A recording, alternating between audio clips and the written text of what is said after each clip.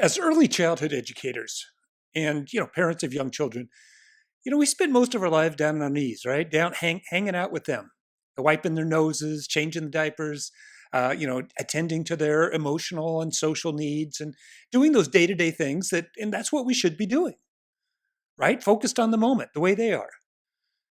But I think the problem is that so often those of us in this profession find ourselves not taking the time to really take a step back and ask ourselves, some of the big questions that we need to ask ourselves. And right now, I wanted to talk about one of the biggest ones, which is, why do we bother educating children in the first place?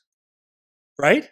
I mean, that's one we don't ask ourselves very often. We take it as a good, right? Our governments spend billions of dollars a year, trillions of dollars worldwide to educate the children. So we obviously think it's important. And it's not just in the US or Canada or Australia or the UK or anywhere, New Zealand or any place else where we think it's important. It's kind of everywhere.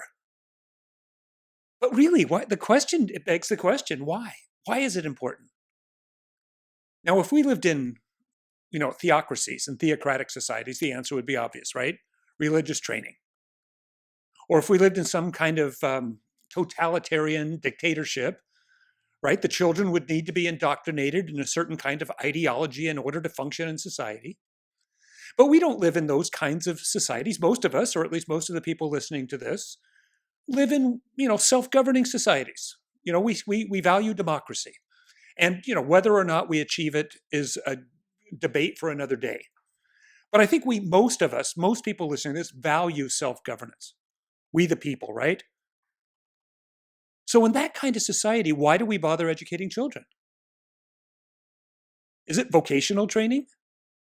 I mean, if you listen to our policymakers or politicians of any stripe, from the far left to the far right and everybody in between, if they start talking about education, they invariably connect it to the economy, right? As if, we got to get the children ready for those jobs of tomorrow.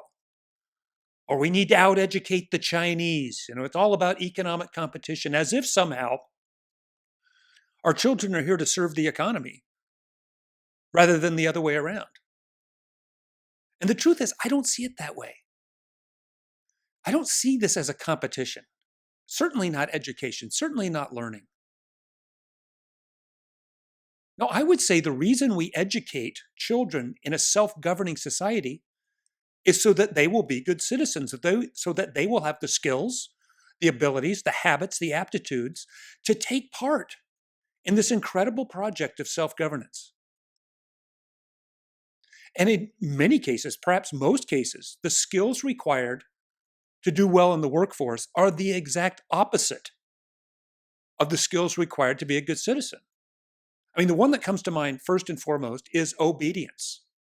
I mean, if you're in a classic corporate hierarchy, right, and the CEO up here at the top says do something and it trickles down to you and you don't do it, that's called insubordination and you're out.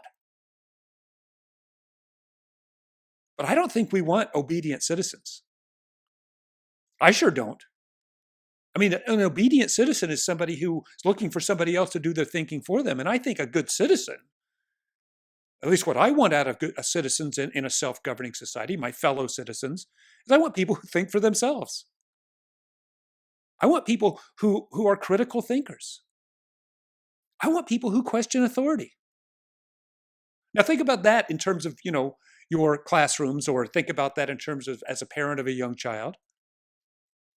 Do the children question your authority? I'm sure they do. I would always start every school year telling the parents, I'm going to be teaching your children to question your authority. And, half of them would laugh and raise their hand and say, my kid already does that. And I'd say, good on them. And always on the first day of class, when the 2-year-olds come in, first time they've ever met me, the first thing I would do is make sure I always had, my box of plastic farm animals available. And I'd take the pig out of the box.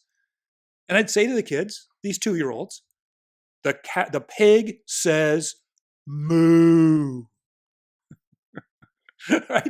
And most of them would laugh because obviously even 2-year-olds know what a pig sounds like. They know a pig doesn't say moo. They'd laugh. They'd say, no, Teacher Tom.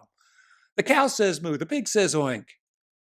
There'd always be a few kids who'd, give me this look like, they look back at their mom like, "You're gonna leave me with this guy who doesn't know what a pig sounds like?" You see, I want them to listen to what I say.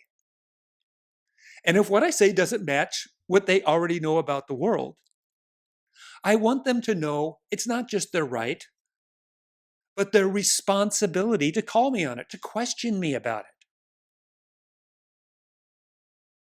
I had this one group of kids that I'd been teaching this sort of on intentionally teaching them to question my authority for several years. And I've always had the good fortune of working with children from the time for 3 years, from the ages of 2 to 5. And this was a group of older kids. And this day we had our sensory table set up, and I had frozen big chunks of ice for them to play with, to experience, to explore, to study. And, before the kids arrived, by the time they got there, the ice had melted a little bit. And so there was a pool of water kind of underneath it. And I did that playing dumb thing that, sometimes we like to do. I went over to the table and I said, "Hey, I put ice in here. Who put the water in here?" And the kids all looked at me. "No, Teacher Tom, nobody put water in here. The ice, it's melting." "What melting? What's melting?"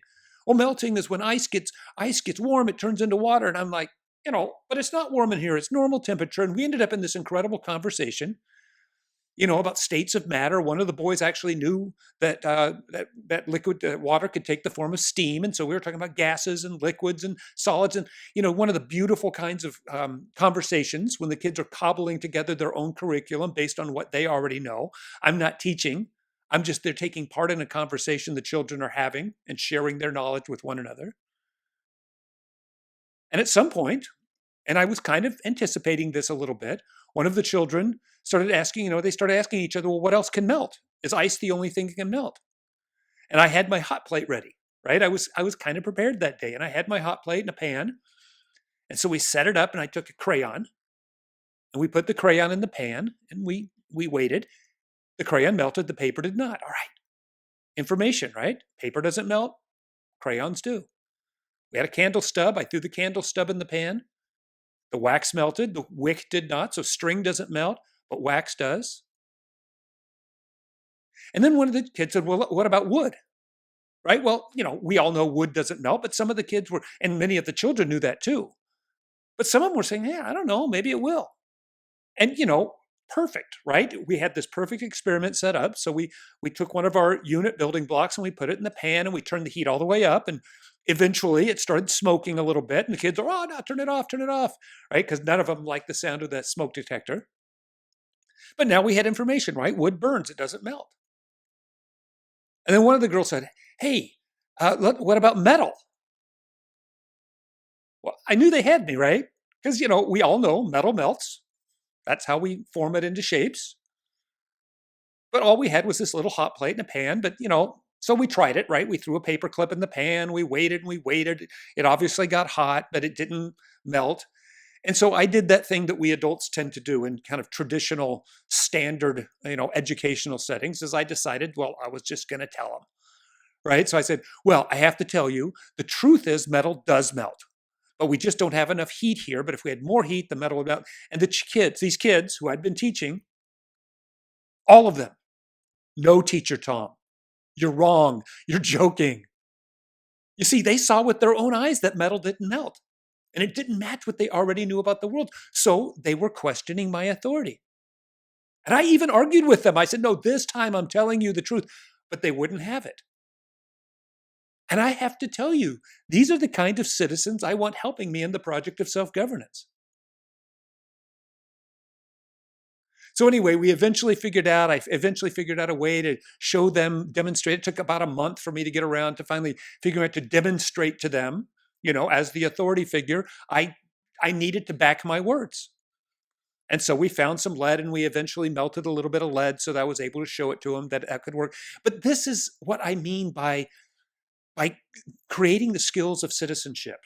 So many of our classrooms and schools, when they're not play-based programs, when they're adult-directed programs, which is really the norm, even though we know that play is what's best for young children, would have left those children just saying, "No, just take my word for it." And I think that teaches children skills that do not sit well with me as fellow citizens. Now, I'm sitting here where we've just opened registration for my course on play-based learning, Teacher Tom's play-based learning. If you look, above this, right in the words, you'll see a link to this course, courses.teachertomsworld.com, and you'll find a link where you can find out more about my course. But this is the kind of thing we'll be talking about in the course, really going deep on the meaning of what we do. Of course, we'll spend time in this course talking about the nuts and bolts, talking about what play is all about, what are the kinds of opportunities children need, and why it is so beneficial for them.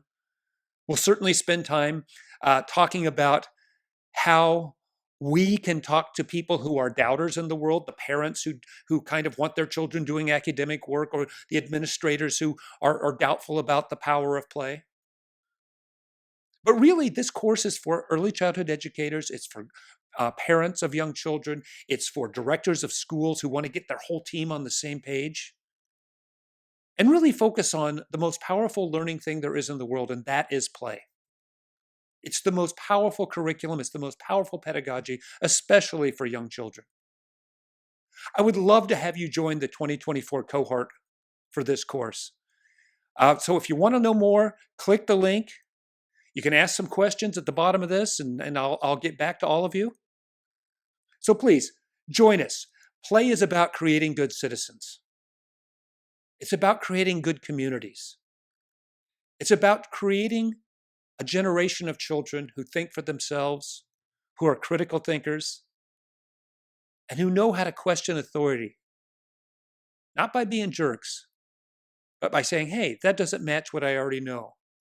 And to expect those with authority to respond to these children as if they are fully formed citizens themselves, because they are.